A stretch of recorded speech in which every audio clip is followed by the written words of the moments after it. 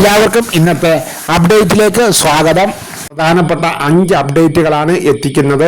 Gold റേറ്റിൽ വൻ കുതിപ്പ്, ഗ്യാസുമായി ബന്ധപ്പെട്ട അറിയിപ്പ്, വാഹന ഉപഭോക്താക്കൾ അറിയേണ്ട അറിയിപ്പ്. എന്നാൽ ബാക്കി വീഡിയോയിലേക്ക് പോകാം.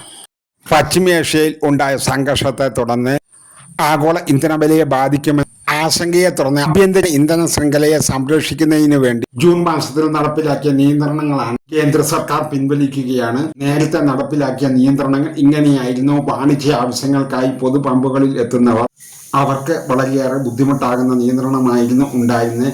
ഡീസൽ 200 ലിറ്ററും പെട്രോൾ 40 ലിറ്ററുമേ ലഭിക്കുമായിരുന്നുള്ളൂ. ജൂലൈ 1 മുതൽ ഈ നിയന്ത്രണം ഇല്ലാതാകുന്നു. വാഹന ഉടമകൾക്ക് ഇത് വലിയൊരു ആശ്വാസം തന്നെയാണ്. അന്താരാഷ്ട്ര വിപണിയിലെ വിലക്കുറവ് ദീർഘകാലം തുടരുകയാണ്. പെട്രോൾ ഡീസൽ വില കുറയ്ക്കുവാൻ എണ്ണ കമ്പനികൾ തയ്യാറാകും. ഇന്ത്യൻ പാസ്പോർട്ട് വിസ വർദ്ധിപ്പിച്ചു.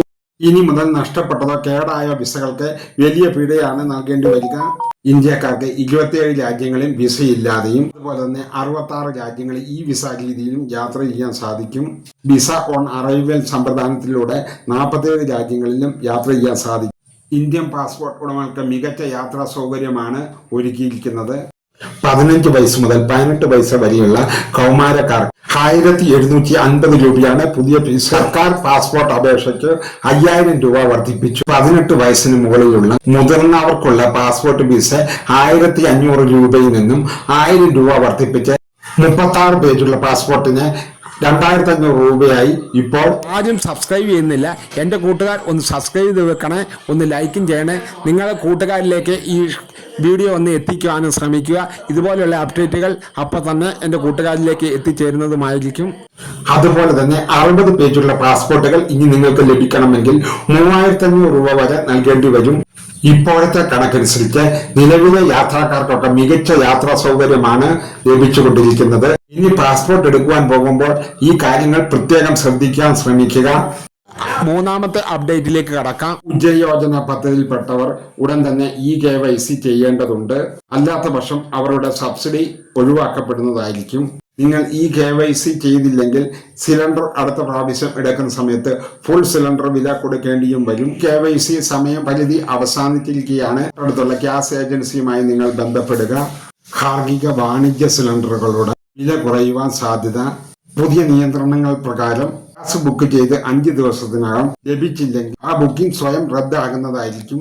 ഇതിനു മുമ്പ് ഒരാഴ്ച വരെ കാലതാമസം ലഭിക്കുമായിരുന്നു. അതാണ് ഇപ്പോൾ 5 ദിവസമായി മാറിയിരിക്കുന്നത്. മറ്റേതെങ്കിലും സാങ്കേതിക കാരണങ്ങളാലോ വിതരണക്കാരൻ അവധിയെടുക്കുകയോ ചെയ്താൽ പോലും നമ്മൾ ചെയ്തിരിക്കുന്ന ബുക്കിംഗ് റദ്ദാകുന്നതായിരിക്കും. വീണ്ടും നമ്മൾ ഗ്യാസ് ബുക്ക് ചെയ്യേണ്ടി വരും. അതേ രീതിയിൽ തന്നെ അടുത്ത സിലിണ്ടർ ബുക്ക് ചെയ്യാനുള്ള നിയന്ത്രണം തുടരുന്നുമുണ്ട്. പശ്ചിമേഷ്യൻ സംഘർഷം കുറഞ്ഞു വരുന്ന സാഹചര്യത്തിൽ മിക്കവാറും വാണിജ്യ സിലിണ്ടറുകളുടെയും ഗാർഹിക സിലിണ്ടറിന്റെയും വില കുറയുവാൻ സാധ്യതയുണ്ട്.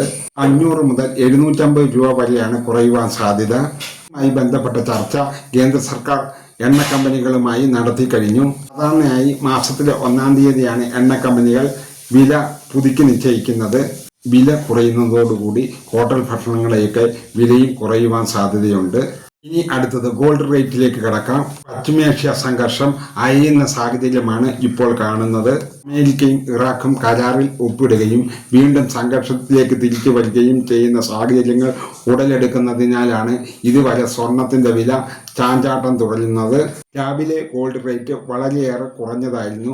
ഉച്ചയ്ക്ക് ശേഷം വീണ്ടും സ്വർണ്ണ വില കുതിച്ചുയർന്നു.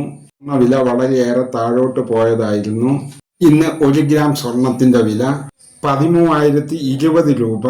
1 പവൻ സ്വർണത്തിന് 1,04,160 രൂപയും കൂടി. കാലാവസ്ഥ റിപ്പോർട്ട് ഇത് പോസ്റ്റ് ചെയ്ത് നിങ്ങൾക്ക് കാണാൻ സാധിക്കും. കാസർഗോഡ് ജില്ലയിലെ എല്ലാ വിദ്യാഭ്യാസ സ്ഥാപനങ്ങൾക്കും അവധി പ്രഖ്യാപിച്ചു. നാളെ പ്രൊഫഷണൽ കോളേജുകൾ ഉൾപ്പെടെയുള്ള എല്ലാ വിദ്യാഭ്യാസ സ്ഥാപനങ്ങൾക്കുമാണ് അവധി പ്രഖ്യാപിച്ചത്. അപ്പോൾ ഇന്നത്തെ വീഡിയോ ഇത്ര മാത്രമേ ഉള്ളൂ. ഇതുപോലെയുള്ള വീഡിയോകളുമായി വരാമെന്ന് നല്ല ആത്മവിശ്വാസത്തെ. Good bye, good night.